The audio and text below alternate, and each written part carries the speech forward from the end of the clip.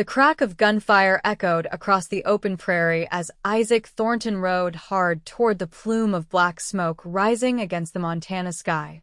The year was 1876, and the untamed territory had seen its share of tragedy, but something about this particular column of darkness pulled at him with unusual urgency. His stallion, Midnight, seemed to sense it too, muscles straining beneath Isaac without needing the encouragement of spurs.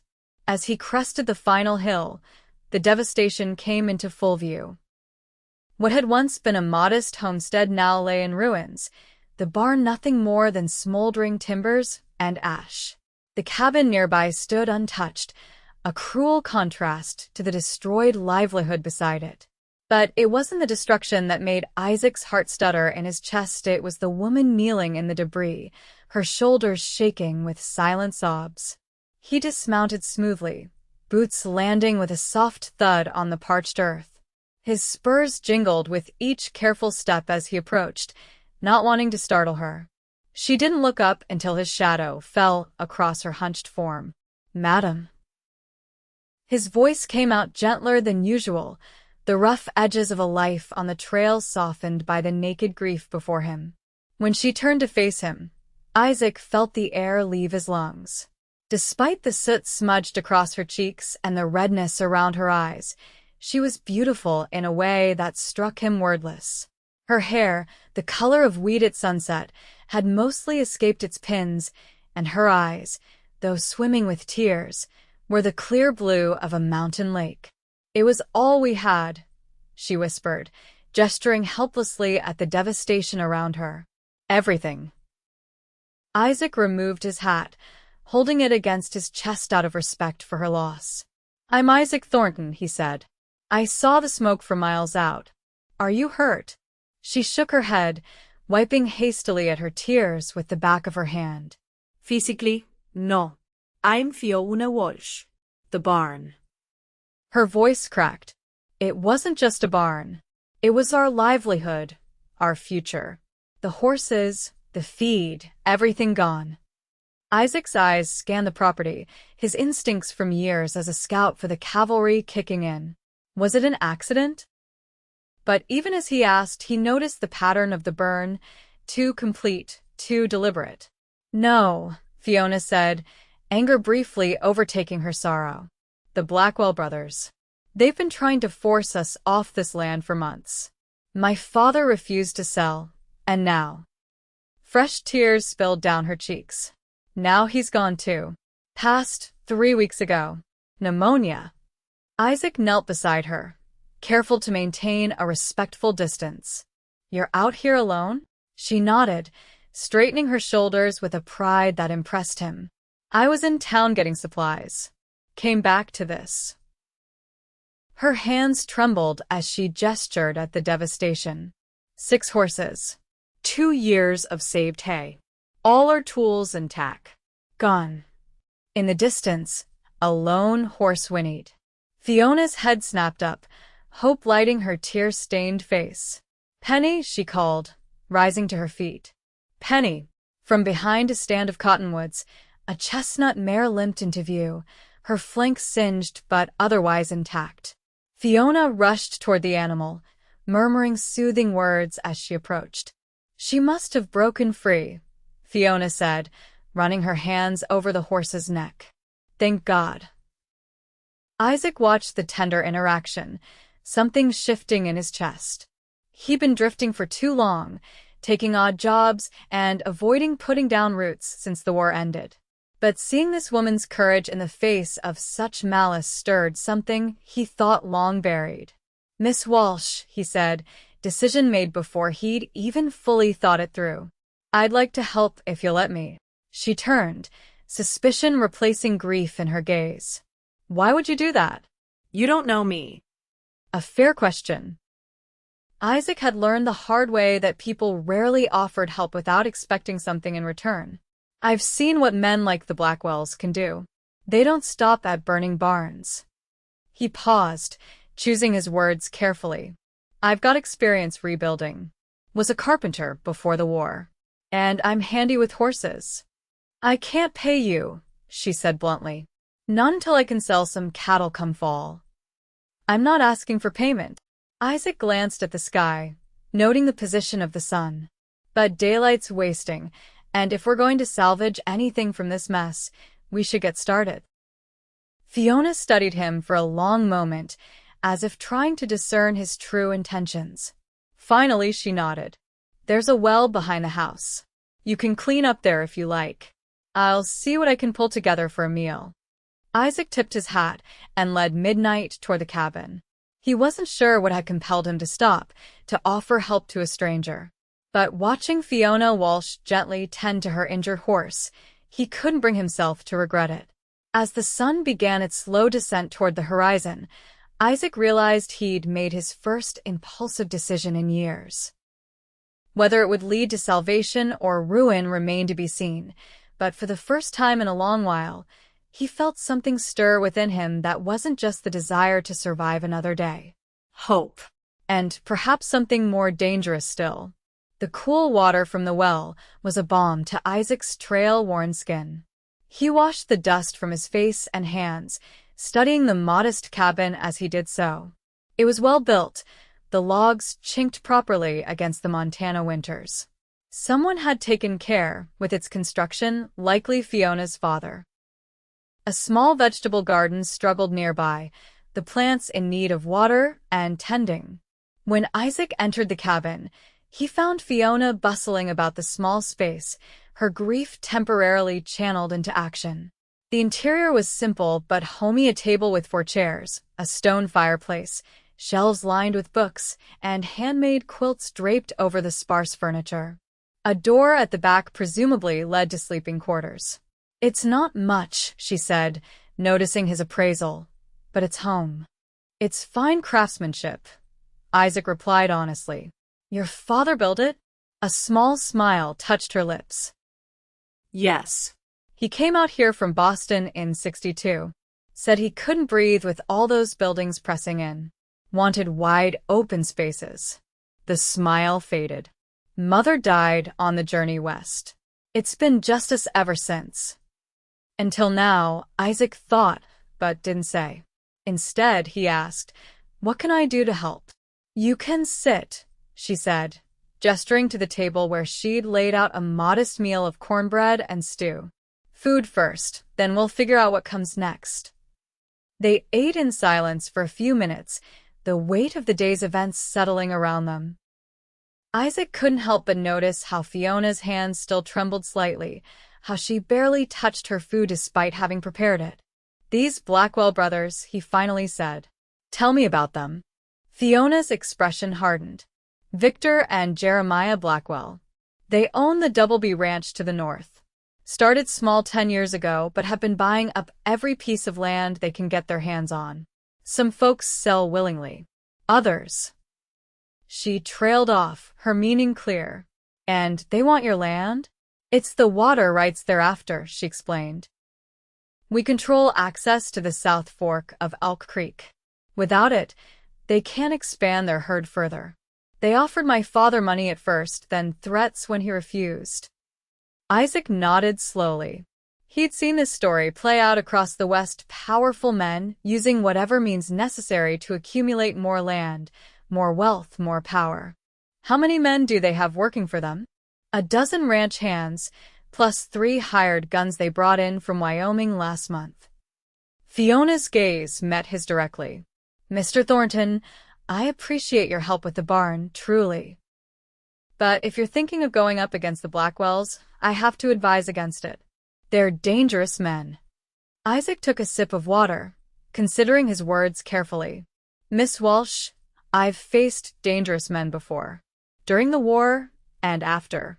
I'm not looking for trouble, but I won't run from it either." Something in his tone must have convinced her, because she didn't press the issue further. Instead, she asked, "Were you really a carpenter?" The change of subject brought a small smile to his face. "I was. My father taught me the trade back in Pennsylvania. Worked alongside him until I enlisted in '61. Union then," she observed. He nodded. 15th Pennsylvania Cavalry. A look of understanding passed between them. So many men had returned from that terrible conflict changed, hardened.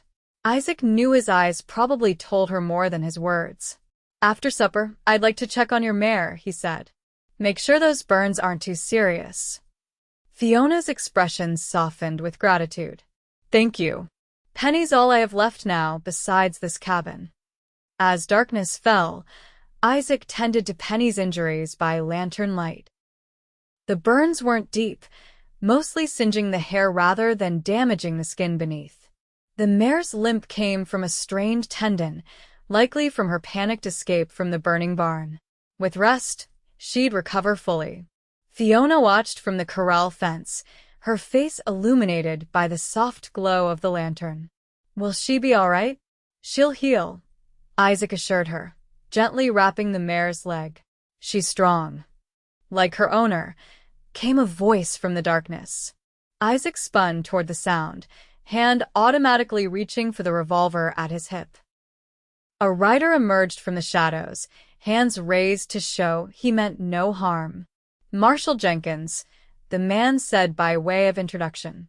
"Heard about the fire in town. Thought I'd ride out to check on things." He nodded toward Fiona. "Miss Walsh." "Marshal," she acknowledged, tension evident in her posture. The lawman dismounted, casting a curious glance at Isaac. "Don't believe I've made your acquaintance, Mr. Thornton." "Isaac Thornton." He stepped forward, offering his hand, which the marshal shook firmly. "You a friend of the Walsh family?" Before Isaac could answer, Fiona interjected. "Mr. Thornton is helping me rebuild. He has experience with carpentry." The marshal's eyes narrowed slightly, but he nodded. "That's mighty neighborly. Any idea what caused the fire, Miss Walsh?" "You know very well what, or rather who caused it," she replied sharply. "The same men who've been threatening us for months." Jenkins sighed, removing his hat to run a hand through his graying hair. "Fiona, we've been over this. I can't act without evidence. Did you see the Blackwells or any of their men on your property today?" "I was in town," she admitted reluctantly. "And did anyone else witness them starting the fire?" Her silence was answer enough. "That's what I thought."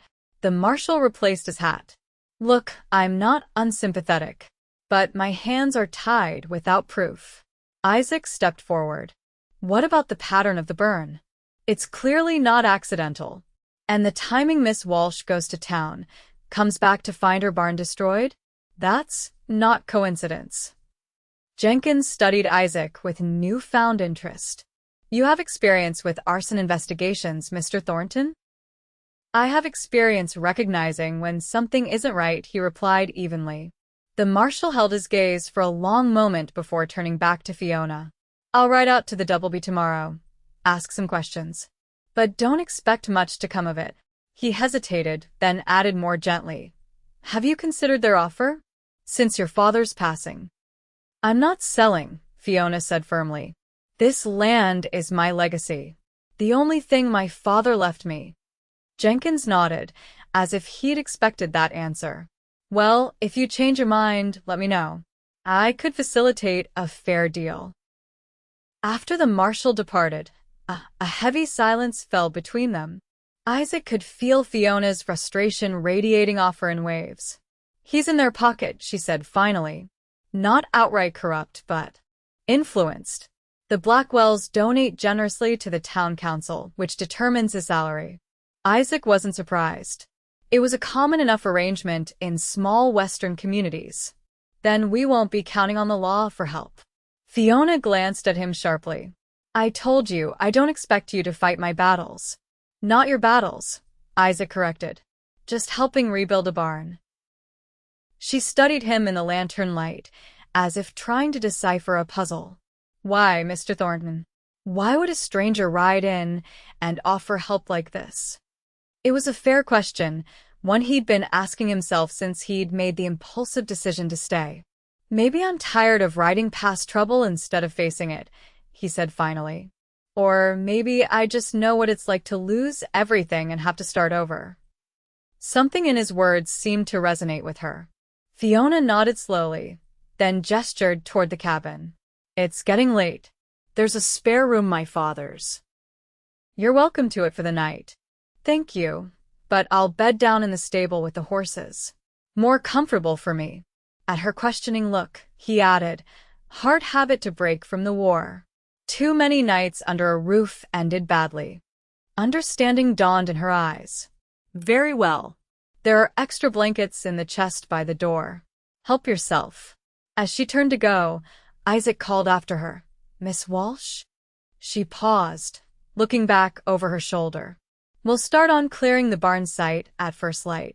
By this time next month, you'll have a new one standing. A ghost of a smile touched her lips. Good night, Mr. Thornton. Isaac, he corrected gently. If we're going to be working together, might as well use my given name. She hesitated, then nodded. Good night, Isaac. Good night, Fiona. As he settled into the small stable beside Midnight and the injured Penny, Isaac found himself wondering what exactly he'd gotten himself into. He'd spent 5 years drifting across the West, never staying in one place long enough to form attachments. Now here he was, promising to rebuild a barn for a woman he'd just met. But as he drifted off to sleep, the image of Fiona's tear-stained face gave way to the memory of her smile, brief but genuine. And somehow, that made his impulsive decision feel like the right one. Dawn broke over the Montana foothills in a wash of pink and gold. Isaac was already awake, having risen before first light, as was his habit. He found Fiona in the vegetable garden, her sleeves rolled up as she pulled weeds that had encroached during her absence. You're up early, he commented, offering her a cup of coffee he'd brewed over a small fire. She accepted it gratefully. Farm doesn't run itself. Taking a sip, she added, you make strong coffee. Army habit, he admitted. Never know when you'll get your next cup. They walked together to survey the barn ruins in the clear morning light. The destruction was even more apparent now. Charred beams, melted metal from tools and horseshoes, the acrid smell of burned hay still hanging in the air. I've been thinking, Isaac said, we'll need to clear this debris first, salvage what we can. Then we can start on the foundation. Do you have any tools that weren't in the barn? Fiona nodded. Father kept an old chest under the house. Basic carpentry tools, some nails. Not much, but it's a start. We'll need lumber. Isaac mused, mentally calculating what they'd need. Any sawmill nearby? In Rimrock, about 15 miles east. Jameson's mill. Good. I'll ride there today, see what they can provide. He glanced at her. Do you have funds for materials? A shadow crossed her face. Some. Father kept a small reserve hidden in the house. Not much, but enough to get started. They spent the morning clearing debris, working side by side in comfortable silence. Isaac was impressed by Fiona's determination. She worked tirelessly, never complaining despite the blisters forming on her hands. By midday, they had made significant progress, uncovering several tools that had survived the fire and stacking usable lumber to the side. As they paused for a simple lunch of bread and cold meat, Isaac couldn't help but ask the question that had been nagging at him. How do you plan to run this place alone? Fiona stiffened slightly. The same way I've been helping my father run it for years. I'm no stranger to hard work, Mr. Thornton. Isaac, he reminded her. And I didn't mean to imply otherwise. But a cattle ranch is a lot for one person, man or woman. She sighed, her defensiveness fading. I know. Father had 2 hired hands until last winter. When he fell ill, we couldn't afford to keep them on. I've been managing as best I can, but... She gestured to the burned barn. This doesn't help matters. What about family? Anyone who could come help? Fiona shook her head. Father was the last of his line. My mother had a sister back east, but we lost touch years ago. She met his gaze directly. This land is all I have now. I won't lose it too. The fierce determination in her eyes stirred something in Isaac. He recognized that look, had seen it in the eyes of soldiers fighting for their homes, their families, their very way of life. It was the look of someone who would not be broken, no matter what forces aligned against them. "You won't," he assured her, the promise feeling right as it left his lips. "Now, I should head to the sawmill if I want to make it back before dark." As Isaac prepared to leave, Fiona handed him a carefully counted stack of bills. "It's not much," she said, "but it should cover the initial lumber we need." Their fingers brushed during the exchange, a momentary contact that nonetheless sent an unexpected jolt through Isaac's system. He tipped his hat to cover his reaction and mounted midnight. "I'll be back before sundown," he promised. The ride to Rimrock gave Isaac time to think. He'd been drifting for so long, taking odd jobs, ranch hand, scout, occasional bounty hunter, moving on whenever the restlessness set in or memories of the war grew too persistent. Nothing had held his interest or his presence for more than a few months. Yet here he was, planning to rebuild a barn for a woman he barely knew, contemplating standing against men like the Blackwells who wouldn't hesitate to eliminate problems permanently. It wasn't logical. It certainly wasn't safe. But for the first time in years, it felt right. Rimrock was a typical frontier town, one main street lined with the essential businesses, a few side streets with modest homes, a church, and the inevitable saloon. Isaac headed straight for Jameson's mill on the outskirts, where the sound of sawing filled the air and the smell of fresh-cut pine mingled with sawdust. The owner, a burly man with forearms like tree trunks, listened to Isaac's request with narrowed eyes. "Walsh Properties, say?" Jameson scratched his beard. Heard about that fire. "Bad business." "You know the place?" Isaac asked. "Know of it. Good water rights, prime grazing land." Jameson gave Isaac an appraising look. "You working for the Blackwells now? Helping them secure that property after scaring the girl off?" Isaac's hand instinctively moved toward his revolver before he checked himself. "No," he said coldly.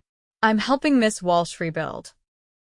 The Blackwells are the reason she needs rebuilding in the first place." Jameson studied him for a long moment, then nodded. "Good. Never liked those bastards anyway. Tried to strong-arm me into selling them lumber at half price last year." His expression softened slightly. "Fiona Walsh is good people. Her father, too. God rest his soul." "So, you'll sell us the lumber?"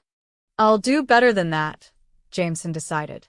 "I'll give you a fair price and throw in delivery. Got a wagon heading out that way tomorrow morning anyway." Relief washed through Isaac. The delivery would save precious time and allow them to begin rebuilding sooner.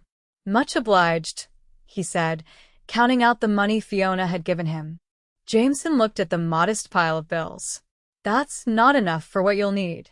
Isaac's heart sank. "It's all we have for now." The mill owner seemed to wrestle with something internally before coming to a decision. "Tell you what, I'll front you the rest of the materials. You can pay me when the fall cattle drive brings in money." Surprised by the generosity, Isaac asked, "Why would you do that?" "Because John Walsh once pulled my boy from Elk Creek during the spring flood of '68, Jameson said simply. "Never asked for a thing in return. Some debts can't be repaid to the man himself." He extended his hand. "We have a deal?" Isaac shook it firmly. "We do. Thank you." With the lumber arranged, Isaac had time to visit the general store. He used his own funds to purchase additional tools they would need, nails, and a few other supplies. As he was paying, the shopkeeper leaned forward conspiratorially.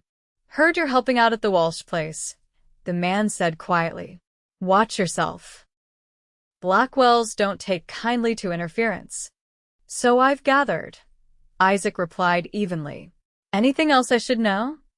The shopkeeper glanced around, ensuring no one else was within earshot. "Word is they've got the territorial judge in their pocket too, not just Jenkins. And those hired guns they brought in? They're not just for show. 2 men who stood against the Blackwells last year were found dead in less than a month." Isaac absorbed this information, thanked the man, and left. As he was mounting midnight for the return journey, a voice called out from the doorway of the saloon. You the stranger staying at the Walsh place? 3 men lounged against the hitching post, watching him with undisguised hostility. The speaker, a lanky man with a pockmarked face, spat tobacco juice into the dust. What's it to you? Isaac asked, though he already knew the answer.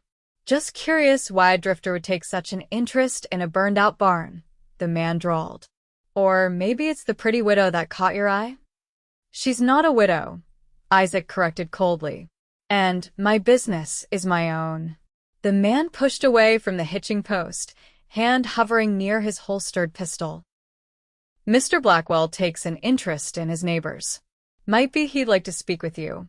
If Mr. Blackwell wants to talk, he knows where to find me.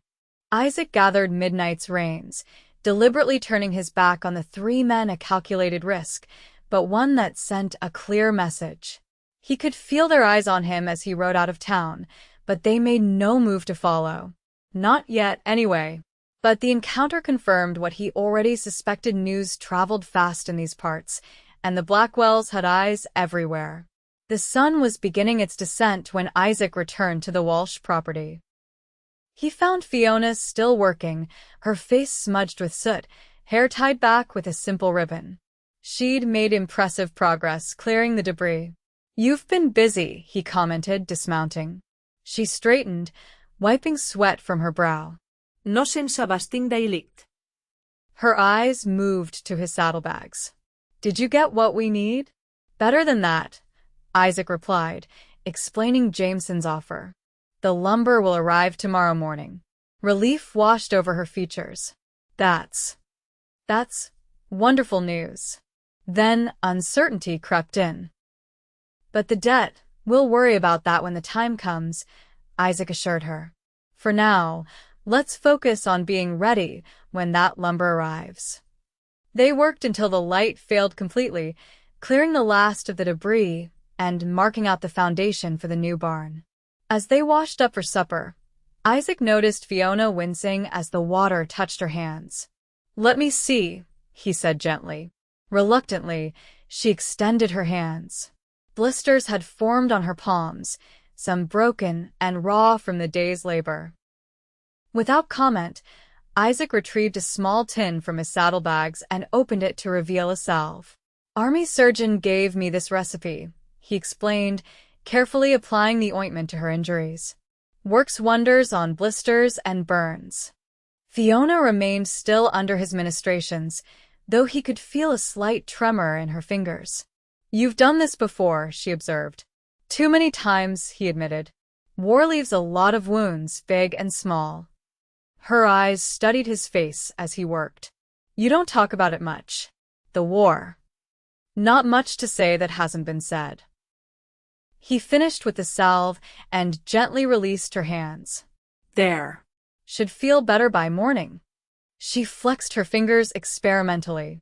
It does feel better already. Thank you. Their eyes met, and for a moment, something unspoken passed between them, a connection that transcended their brief acquaintance. Then Fiona cleared her throat and turned toward the cabin. I'll get supper started, she said. You must be hungry after that ride. As they ate, Isaac shared what he'd learned in town, including the encounter with the 3 men outside the saloon. Blackwell's men, Fiona confirmed grimly. The one who spoke to you was probably Lee Harding. He's Victor Blackwell's foreman and nearly as cruel as his employer. They'll make a move, Isaac warned. Maybe not tomorrow, but soon. They know I'm here now, and they'll see it as interference. Fiona set down her fork, her expression troubled. I can't ask you to put yourself in danger for my sake, Isaac. Perhaps you should move on once the lumber arrives. I can find others to help with the building. Who? He challenged gently. You said yourself the Blackwells have influence. Who in this area would risk going against them? She had no answer for that. I'm not leaving, he said with quiet finality. Not until that barn is built, and I know you're safe. Why? The question burst from her with genuine bewilderment. Why would you do this for a stranger? Isaac considered his response carefully. The truth was, He wasn't entirely sure himself why he felt so compelled to stay, to help. But as he looked at Fiona across the table, her blue eyes reflecting the lamplight, he found words emerging from some long-buried part of himself. Because for 5 years I've been running from ghosts, never staying anywhere long enough to remember what it feels like to have something worth fighting for. He paused, surprised by his own candor. Maybe I'm tired of running. Fiona's expression softened. And what happens when the barn is built? Will you start running again? It was a fair question, one Isaac had no answer for. I don't know, he admitted. I guess that depends on what I find along the way. Their eyes held for a long moment, the air between them charged with something neither was ready to name. Finally, Fiona rose to clear the dishes. Well, she said, her voice deliberately light, for now, we focus on rebuilding. One day at a time. One day at a time, Isaac agreed, though as he watched her move about the small cabin, he couldn't help but wonder if his drifting days might be coming to an end in a way he never expected. True to Jameson's word, the lumber wagon arrived early the next morning. The driver, a young man with a friendly demeanor, helped them unload the materials before continuing on his route. By mid-morning, Isaac and Fiona had everything organized and were ready to begin the actual construction. Isaac was impressed by Fiona's knowledge of building techniques. Your father taught you well, he commented as they set the first support post.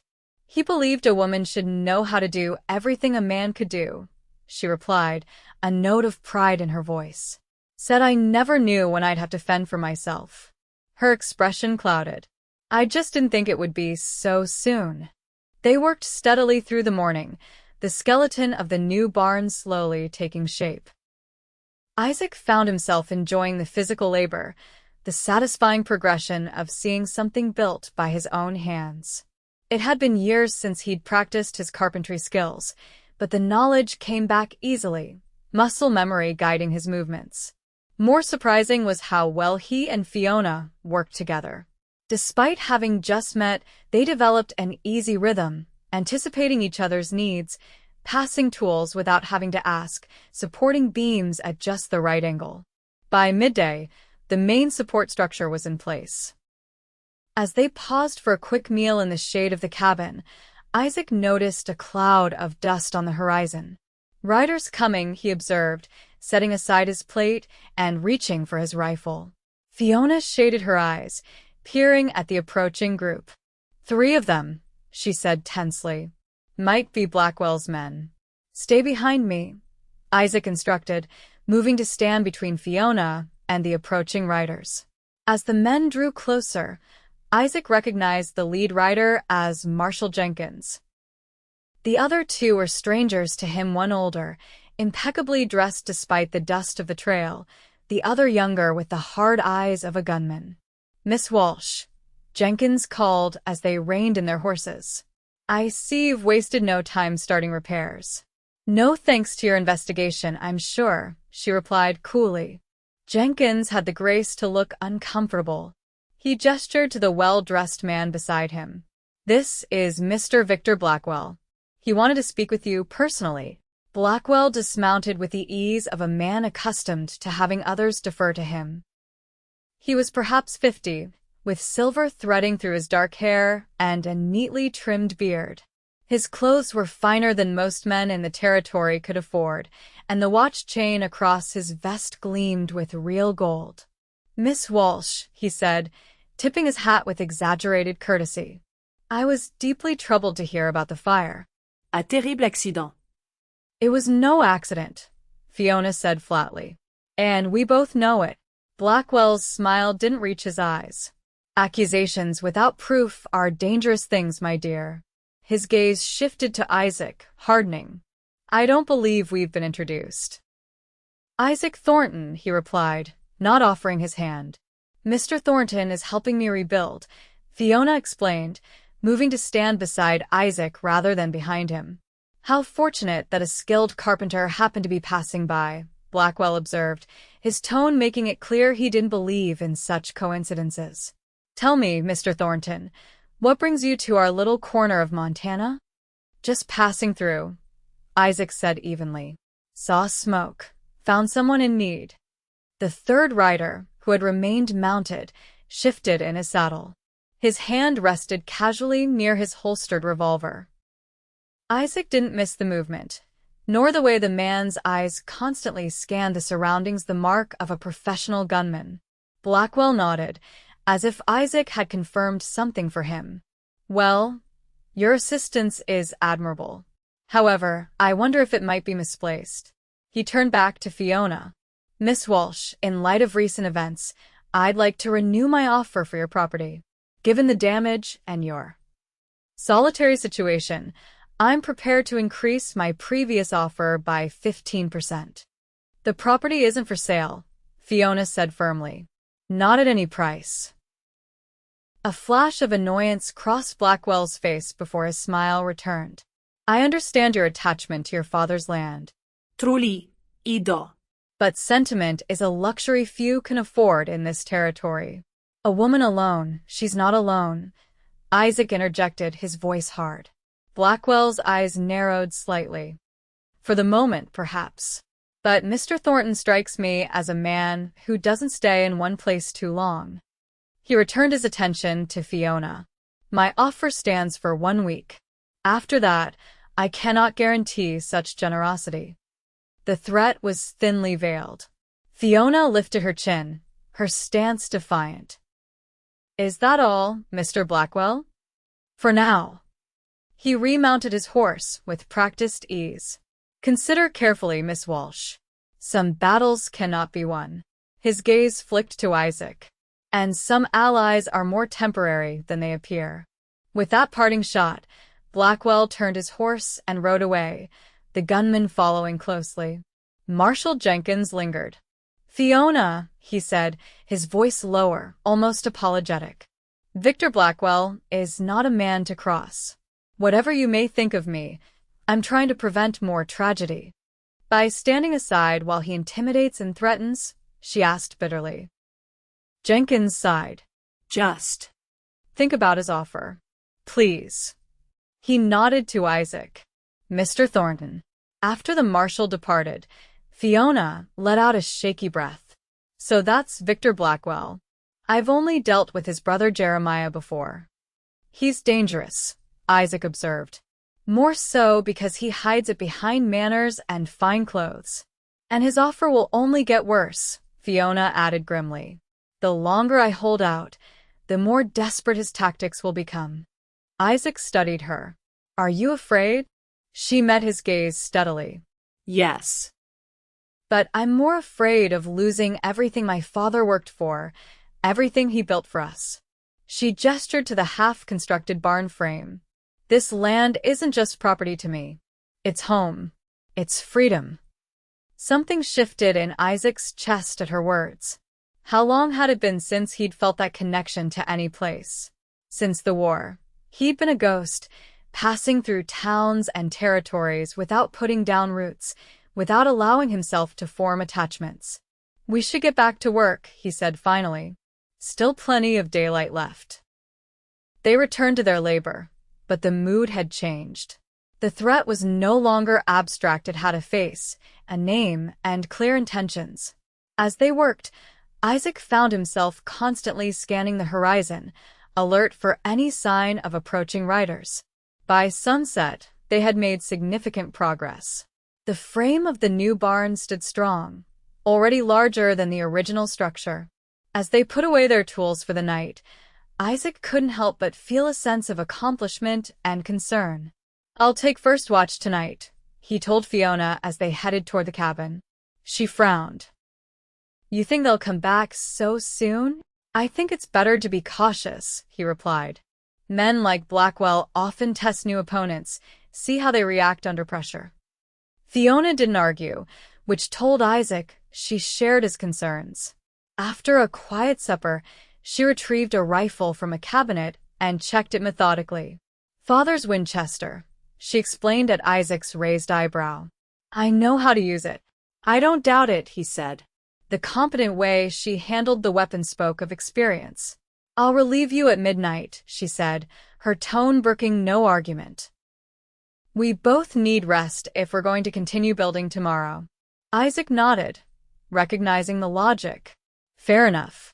Keep midnight saddled, just in case. The night passed without incident, though Isaac slept lightly during his off-watch hours, one hand always near his revolver. At dawn, they were both tired but alert as they returned to work on the barn.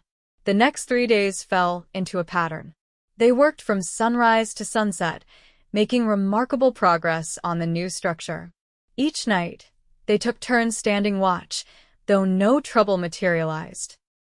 By the 4th day, the basic structure was complete, lacking only the roof and interior features. As they worked side by side, nailing boards for the east wall, Isaac found himself watching Fiona more often than he should. She was a study in contrasts, delicate features, but strong hands, refined speech that occasionally gave way to colorful curses when she hammered her thumb, vulnerability in her private moments that transformed to steel when facing challenges. You're staring, she said without looking up from her work. Isaac smiled, caught. Just admiring your technique. You handle a hammer better than most men I've known. She glanced at him, a smile playing at the corners of her mouth. Flattery, Mr. Thornton? Observation, Miss Walsh, he countered. Their banter had grown more comfortable over the days of working together. Isaac found himself enjoying her quick wit and unexpected humor. More dangerously, he found himself wondering what it might be like to stay beyond the completion of the barn. Tell me about your travels, Fiona said as they broke for water. You must have seen interesting places.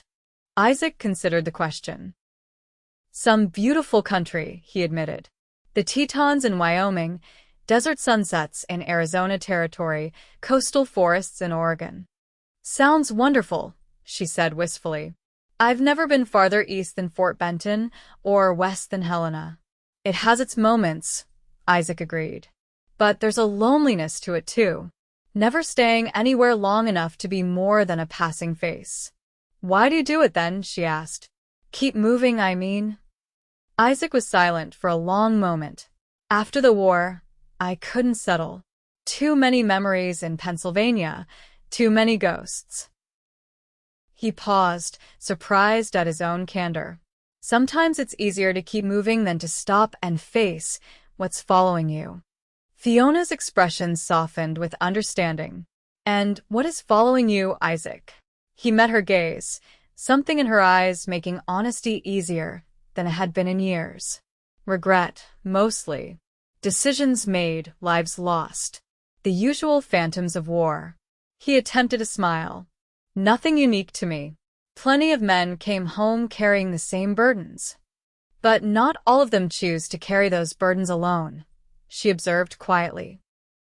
The moment stretched between them, laden with unspoken possibilities. Then a distant rifle shot shattered the silence. Isaac reacted instantly, pulling Fiona behind the stack of lumber.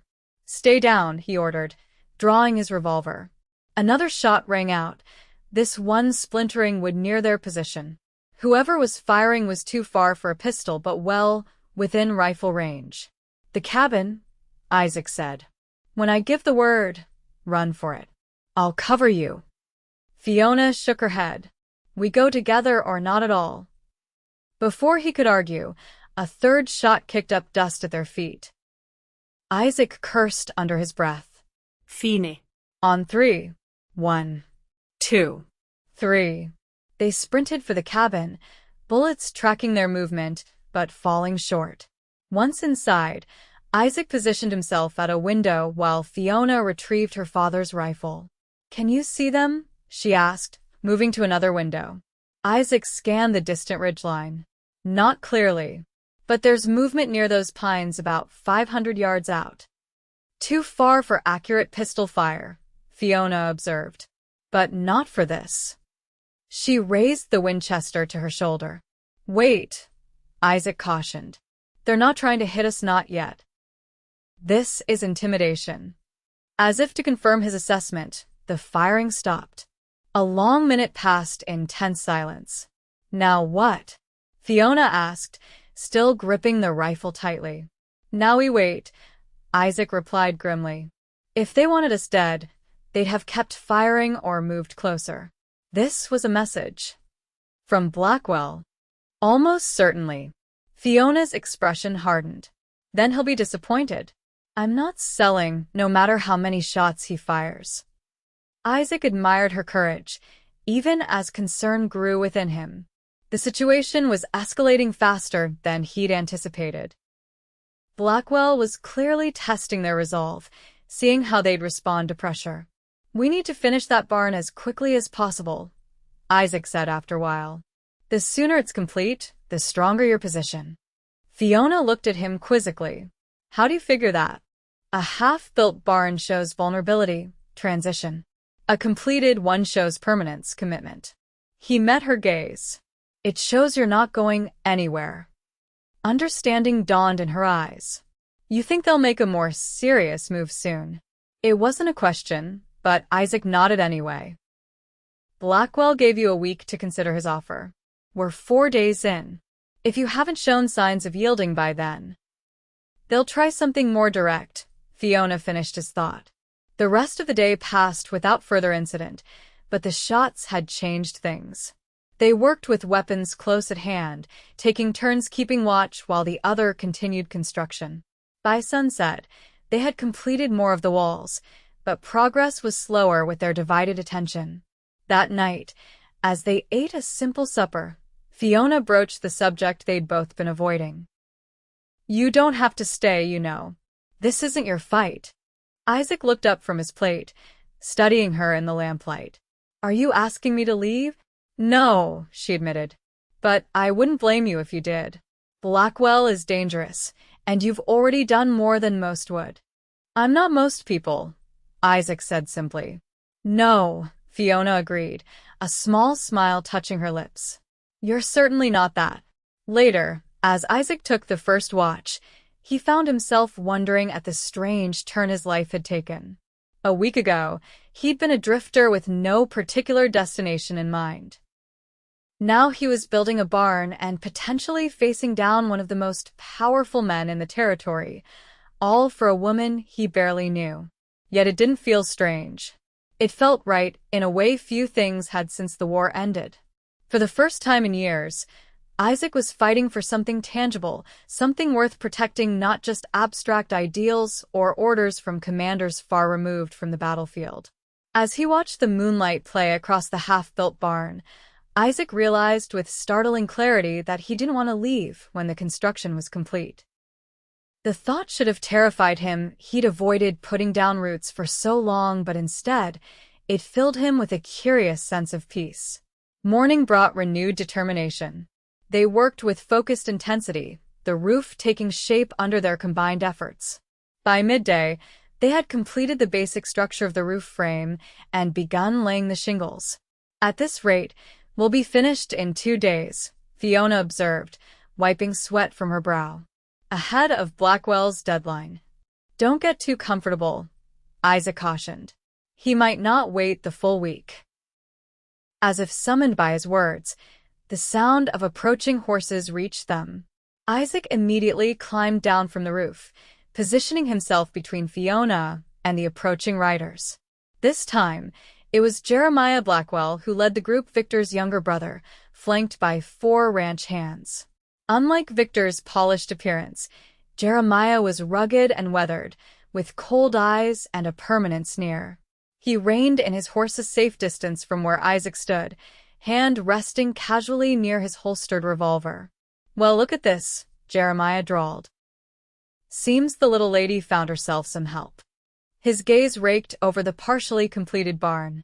"Putting a lot of work into something that won't last." "State your business and move on, Blackwell," Isaac said evenly. "We've got work to do." Jeremiah's eyes narrowed.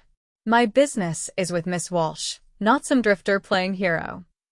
Fiona stepped forward, ignoring Isaac's warning glance. "Say what you came to say, Jeremiah." The younger Blackwell smiled, though it didn't reach his eyes. "Just delivering a message for my brother. He's reconsidering his generous offer in light of recent improvements to the property." He gestured toward the barn. Now he's only willing to pay 10% above the original offer, not 15. The property isn't for sale, Fiona replied firmly. Not at any price. Your brother knows that. Jeremiah shrugged. Everyone has a price, Miss Walsh. It's just a matter of finding it. His gaze shifted to Isaac. Or removing obstacles that prevent good business. The threat was unmistakable. Isaac's hand moved closer to his weapon. I'd reconsider your next words very carefully, Blackwell. Tension crackled between them. The ranch hands behind Jeremiah shifted nervously, hands hovering near their weapons. For a long moment, violence seemed inevitable. Then Jeremiah smiled coldly. No need for unpleasantness. Not today, anyway. He tipped his hat mockingly. Enjoy your building project while you can. As they rode away, Fiona let out a shaky breath. That was Jeremiah's way of saying Victor's patience is running out. I gathered as much, Isaac replied grimly. We need to finish this barn tomorrow no matter what. They worked until well after dark, using lanterns to continue laying shingles on the roof. Exhaustion pulled at them both, but neither suggested stopping. By the time they finally ceased work for the night, the roof was nearly complete, lacking only the final row of shingles along the peak. Too tired for proper cooking, they made do with cold food before taking their usual watch positions. Isaac insisted on taking the first shift, concerned by the escalating tensions with the Blackwells. Wake me at midnight, Fiona said, her voice already heavy with fatigue. Promise me, Isaac. You need rest too. He agreed, though he had no intention of waking her unless absolutely necessary. She needed sleep more than he did. He was accustomed to long periods of vigilance from his army days. The night was quiet, stars wheeling overhead as Isaac kept watch from the porch of the cabin. His thoughts drifted to Fiona, to the strength she'd shown in the face of intimidation. Most women, most men, for that matter, would have yielded to the Blackwell's pressure by now. But Fiona Walsh had the same stubborn courage that had led her father to carve a homestead out of the wilderness. It was well past midnight when Isaac heard the soft crunch of a footstep trying too hard to be silent. He melted into the shadows of the porch, hand on his revolver, straining to pinpoint the source of the sound. A flicker of movement caught his eye, a dark figure approaching from the direction of the creek, moving with deliberate stealth toward the barn. Then another figure emerged from the opposite direction. Intruders. At least two of them. Isaac slipped silently from the porch, using the shadows to approach undetected. As he drew closer, he could make out their intentions. One carried what appeared to be a kerosene lantern, the other a rifle. They meant to burn the barn again. Isaac waited until they were fully committed to their task, the first man beginning to splash kerosene along the newly constructed wall. Then he stepped into the open, revolver raised. I wouldn't light that if I were you, he said conversationally. The men froze, then the one with the rifle swung around, firing hastily in Isaac's direction. The shot went wide. Isaac returned fire with more precision, catching the man in the shoulder. He went down with a cry of pain. The second man dropped the lantern and drew his own weapon, but Isaac was already moving. A second shot rang out not from Isaac's gun, but from the direction of the cabin. The would-be arsonist clutched his leg and collapsed. Fiona emerged from the cabin, her father's Winchester still raised and ready. I told you to wake me at midnight, she said accusingly. Been a bit busy, Isaac replied, keeping his revolver trained on the wounded men. They approached the downed intruders cautiously. Neither was seriously injured. Fiona's bullet had gone through the second man's calf, while Isaac's had caught the first in the meaty part of his shoulder. Blackwell send you? Isaac demanded. The men exchanged glances, but remained silent. Doesn't matter, Fiona said coldly. We know who's responsible. She turned to Isaac. What do we do with them?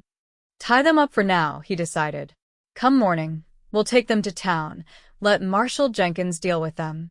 And if he doesn't? Fiona asked, the question hanging heavy between them. Then at least everyone will know what happened, Isaac replied. Makes it harder for Blackwell to operate in the shadows. They secured the would-be arsonists in the root cellar, treated their wounds enough to ensure they wouldn't bleed out, and resumed their watch together this time, neither willing to sleep with danger so close at hand. They'll try again, Fiona said as they sat side by side on the porch, watching the eastern sky lighten with approaching dawn. Blackwell won't give up easily. No, Isaac agreed. But neither will we. She glanced at him, a question in her eyes. We. The word hung between them, laden with meaning. Isaac hadn't planned to stay beyond building the barn, had never intended to become so entangled in Fiona's struggle against the Blackwells. Yet here he was, using we, as if his future was now inexorably linked with hers. Yes, he said simply. We. A smile touched Fiona's lips, transforming her tired face. Thank you, she said softly, for everything. As the sun rose, they loaded the wounded men onto a wagon and set out for town. The journey was tense, both of them alert for any sign of Blackwell's men on the road. But they reached Rimrock without incident, drawing curious stares as they drove down the main street toward the marshal's office. Jenkins was clearly surprised when they entered with their prisoners, but to his credit, he listened to their account without interruption. These men were caught attempting to burn Miss Walsh's newly constructed barn, Isaac explained. Both were armed and fired upon us when confronted. That true? Jenkins asked the men, who remained sullenly silent. We expect you to hold them for attempted arson and assault, Fiona said firmly. And we want it on record that we believe they were acting under orders from Victor and Jeremiah Blackwell. The marshal sighed, removing his hat and running a hand through his thinning hair. That's a serious accusation, Miss Walsh. Without proof, 2 men with kerosene caught red-handed on my property isn't proof enough? Fiona interrupted, her voice rising. How many accidents need to happen before you do your job, Marshal? Jenkins had the grace to look uncomfortable. I'll hold them, question them, but don't expect miracles. Men like these don't talk, and the Blackwells are careful about leaving evidence.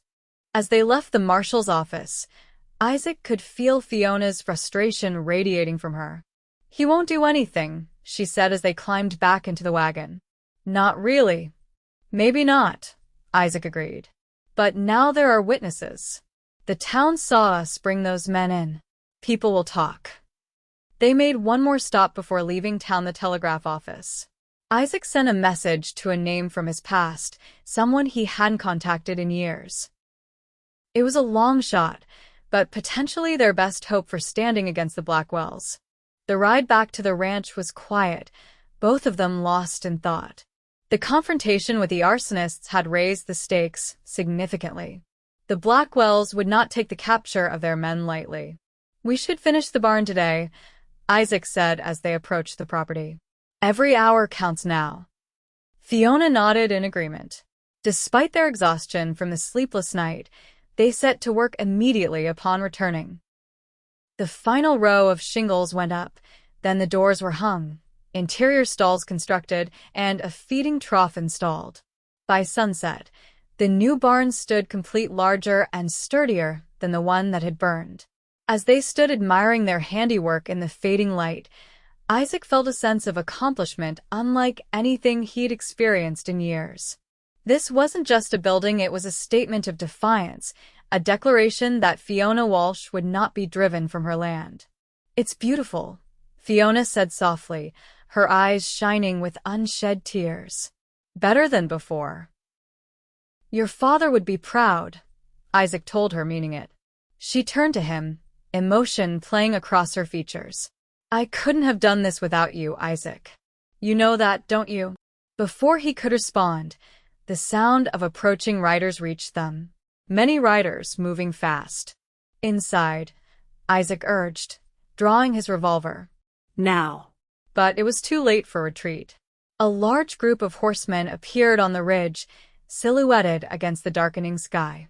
Isaac counted at least 15 men, led by the unmistakable figures of Victor and Jeremiah Blackwell. "Looks like they've decided to skip the deadline," Isaac observed grimly. Fiona ran into the cabin, emerging moments later with her Winchester and a box of ammunition. "If they want to fight, they'll get one." The riders approached at a measured pace, spreading out to surround the homestead. Victor Blackwell raised his hand, and the group halted a respectful distance away. "Miss Walsh," he called, his voice carrying in the still evening air. "I believe we have a matter to discuss." Isaac and Fiona stood side by side before the newly completed barn, weapons ready, but not raised. A show of strength without direct provocation. "There's nothing to discuss, Blackwell," Fiona replied. "Your men tried to burn my property. They're currently enjoying the hospitality of Marshal Jenkins."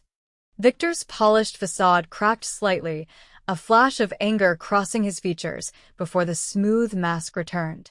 "An unfortunate misunderstanding. Men sometimes take initiative not authorized by their employers." "Save your lies," Isaac cut in. "We all know why you're here." Jeremiah Blackwell spurred his horse forward, hand resting on his holstered pistol. "You should watch your tone, Drifter. You're outnumbered and outgunned." "And you're trespassing," Fiona countered. "This is Walsh land. You have no right to be here." Victor held up a hand, silencing his brother's retort. "Miss Walsh, I am a reasonable man. I've made you a fair offer for this property, more than fair, considering your circumstances. Your continued refusal leaves me with limited options." "The only option you have is to leave," Isaac said firmly. "This land isn't for sale. Not now, not ever." A tense silence fell over the gathering. The Blackwell men shifted restlessly, hands near weapons, waiting for the order that would unleash violence. Then, unexpectedly, Victor Blackwell smiled. "Perhaps we've approached this incorrectly. Rather than focusing on what Miss Walsh stands to lose, let us consider what she might gain."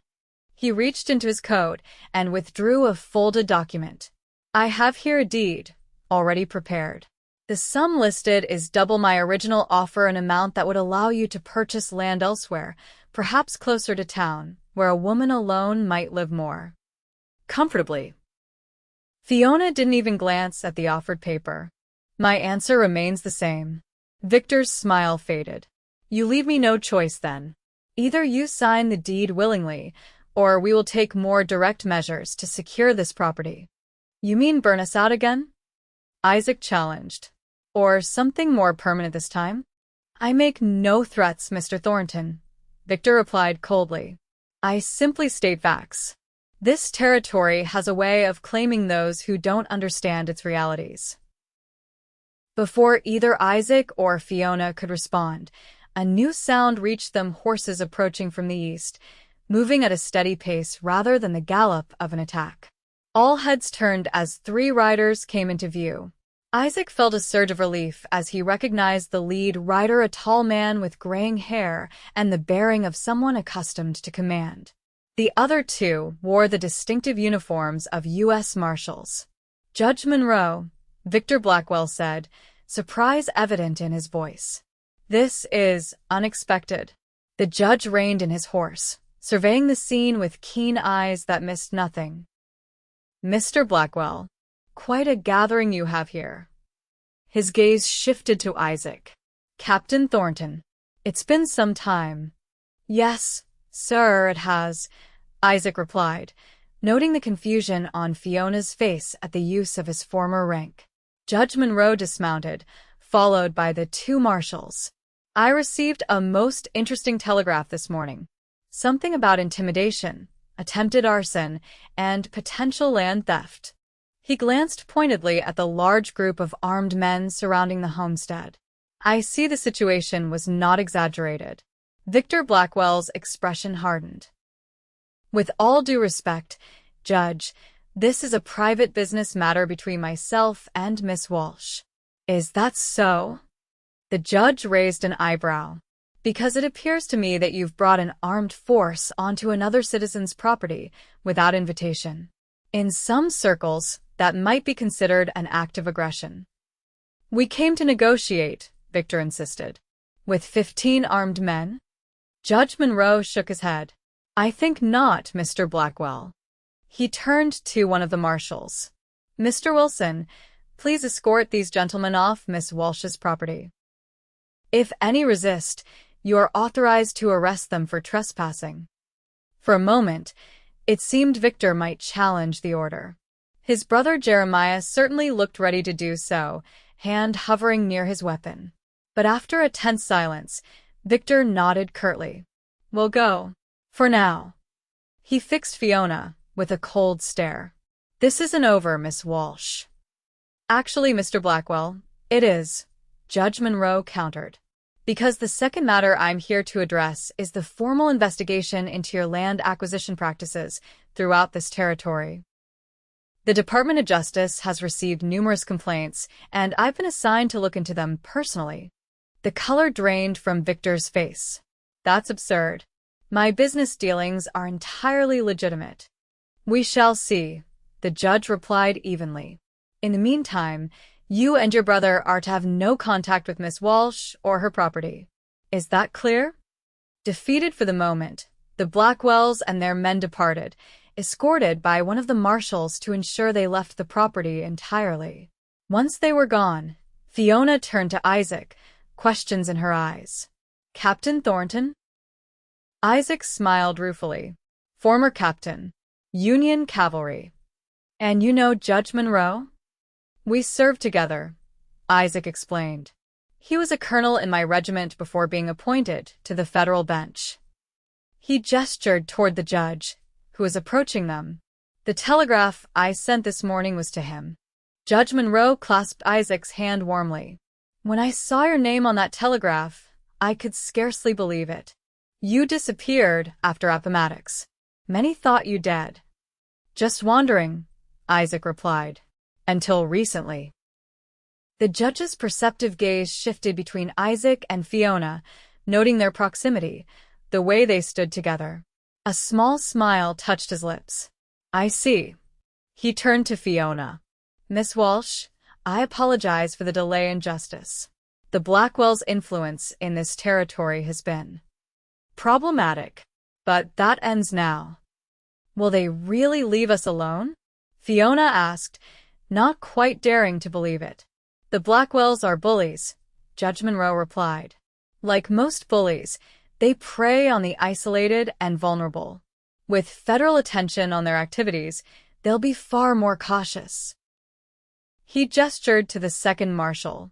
Additionally, Marshal Johnson here will be remaining in the area for the next few weeks, keeping an eye on things. Relief washed over Fiona's features. I don't know how to thank you. Thank Captain Thornton, the judge said. His telegraph was most persuasive, and his reputation carries weight with me. He glanced at the newly constructed barn. I see you've been busy rebuilding. Just finished today, Isaac confirmed. Judge Monroe nodded approvingly. Good. A man or woman shouldn't let destruction go unanswered. He looked between them again, a knowing glint in his eye. Now, I suspect you both could use some rest. We'll speak more tomorrow about the formal complaints against the Blackwells. After the judge and remaining marshal departed for town, promising to return the following day, Fiona and Isaac were left alone in the gathering darkness. Captain Thornton, Fiona said, a hint of teasing in her voice despite her exhaustion. You never mentioned that. Isaac shrugged. It was a lifetime ago. Not something I generally talk about. You're full of surprises. She moved closer to him, her expression softening. You saved my home today. Again. We saved it, he corrected gently. Together. The air between them seemed to change, charged with something that had been building since that first day when he'd found her crying by the burned barn. Without conscious thought, Isaac reached out, brushing a strand of hair from her face. Fiona, he began, uncertain how to express the tumult of feelings within him. She saved him the trouble by closing the distance between them, rising on tiptoes to press her lips to his. The kiss was tentative at first, then deepened as Isaac's arms encircled her waist, drawing her closer. When they finally parted, both slightly breathless, Fiona rested her forehead against his chest. "Stay," she whispered. "Not just to help rebuild or to fight off the Blackwells. Stay because you want to." Isaac tilted her chin up, meeting her gaze. "I've been running for 5 years," he said quietly, "never letting myself get attached to any place or anyone. But the moment I saw you by that burned barn, something changed. I just didn't recognize it until now." "And what is it you recognize?" she asked, hope and vulnerability mingled in her eyes. "That some things are worth stopping for," he replied simply. "Worth fighting for. Worth building a life around." Her smile illuminated the gathering darkness. "Is that a yes, Captain Thornton?" "It's a yes, Miss Walsh," he confirmed, sealing the promise with another kiss. In the days that followed, the Blackwell threat receded as Judge Monroe's investigation gained momentum. Several smaller ranchers came forward with stories similar to Fiona's, emboldened by the federal presence. The Blackwell brothers, facing multiple charges of intimidation, attempted arson, and fraud, fled the territory rather than face justice, their empire crumbling behind them. Isaac and Fiona worked side by side to restore the ranch to full working order. With the barn complete, they turned their attention to other improvements, expanding the corral, repairing fences, preparing for the fall cattle drive. Isaac sent for his savings from a bank in Denver, using the funds to purchase additional cattle to strengthen the herd. Word spread through the territory about the woman who had stood against the Blackwells and the drifter who had stopped to help her. Neighboring ranchers who had previously kept their distance, fearing Blackwell reprisals, now offered assistance and friendship. The Walsh Ranch was no longer isolated. 3 months after the confrontation with the Blackwells, on a crisp autumn evening with the aspen trees turned to gold along the creek, Isaac and Fiona were married on the porch of the cabin. Judge Monroe performed the ceremony, with half the community in attendance. As they exchanged vows, Isaac reflected on the strange twist of fate that had led him to this moment. If he hadn't seen that column of smoke on the horizon, if he hadn't stopped to help a crying woman beside a burned barn, his life would have continued its rootless wandering. Instead, he had found home in the most unexpected place, not in the land or the buildings they had constructed together, but in Fiona herself. In her courage, her determination, her capacity for love despite loss. "I now pronounce you husband and wife," Judge Monroe declared. "What God has joined together, let no man put asunder." As Isaac kissed his bride, the cheers of their neighbors washing over them, he felt the last ghosts of his past finally release their hold. The war, the years of drifting, the inability to settle, all of it faded before the promise of the future they would build together. That night, as they stood on the porch of what was now their home, looking out at the stars wheeling overhead and the silhouette of the barn they had built with their own hands, Fiona leaned against Isaac's shoulder. "Do you ever think about how different things might have been?" she asked softly. "If you hadn't come along when you did?" Isaac's arm tightened around her waist. "I try not to dwell on what might have been," he replied. "But I do thank God every day that I saw that smoke on the horizon." "It was all we had," Fiona murmured, echoing her words from their first meeting. "That barn. This land." "And now?" Isaac asked, turning her to face him. Her smile was radiant in the moonlight. "Now we have everything." 5 years later, the Walsh Ranch had transformed. The herd had tripled in size, the cabin had been expanded to a proper house, and the barn that Isaac and Fiona had built together still stood strong at the center of it all, a testament to resilience and new beginnings.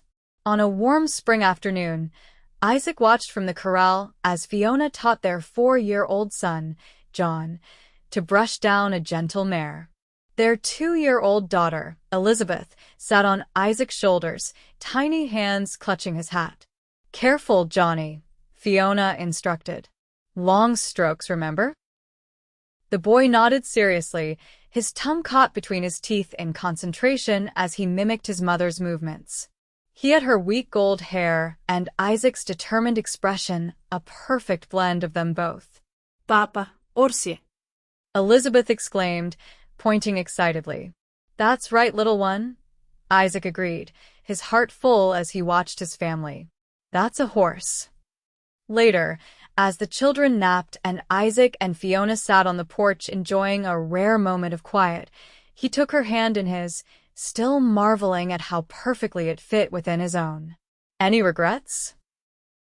He asked, a question he posed occasionally, still sometimes finding it hard to believe his good fortune. Fiona leaned against him, her head resting on his shoulder. Only that my father never got to meet you, or the children. She smiled up at him. He would have liked you, I think. Another stubborn soul who knows the value of building something to last. Isaac pressed a kiss to her forehead, thinking of the burned barn that had brought them together, the despair that had turned to hope, the chance encounter that had changed both their lives immeasurably. Something to last, he echoed softly. Yes, I believe we've managed that. As the sun began its descent toward the western mountains, casting long shadows across the land they had defended and nurtured together, Isaac Thornton, no longer a drifter but a husband, a father, a rancher with deep roots in the Montana soil, gave silent thanks for the smoke on the horizon that had led him home. To Fiona, to family, to a love that had risen from ashes to become the foundation of a life he had never dared to imagine but now couldn't imagine living without.